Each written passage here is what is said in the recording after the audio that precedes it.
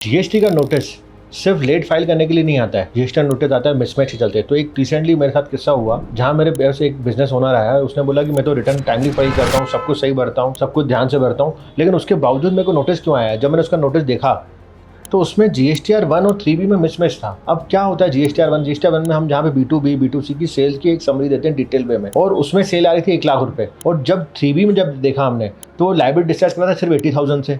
तो हमने बोला सर ये आपने 20,000 का डिफरेंस क्यों किया है। तो उसका कहना था कि मैंने सेल रिटर्न किया था, एक मतलब बेसिकली हमारा एक रिटर्न हुआ था। तो मैं रिटर्न हुआ था तो आपने क्या क्रेडिट नोट दिया कि नहीं दिया, आपने कुछ दिया कि नहीं दिया, डेबिट नोट क्रेडिट नोट ये सब चीज़ कॉन्सेप्ट होता है। तब समझ में आया उसको कि बेसिकली मिसमैच के चलते भी आपको GST नोटिस आ सकता है। तो GSTR 1 और 3B में आपको चेक करना है। जब आप इनपुट लेते हैं तो आप प्रॉपर्ली चेक करो कि 2A 2B में आपके इनपुट आ रहा है कि नहीं आ रहा है। अगर आप ये नहीं करते हैं तो GSTR नोटिस आ सकता है। तो ऐसे चीज़ों को फॉलो करने के लिए जहाँ पे आप बच सकते हैं नोटिस से, तो हमें लाइक करें, सब्सक्राइब करें, शेयर करें, और मिलते हैं अगले वीडियो में। Thank you so much.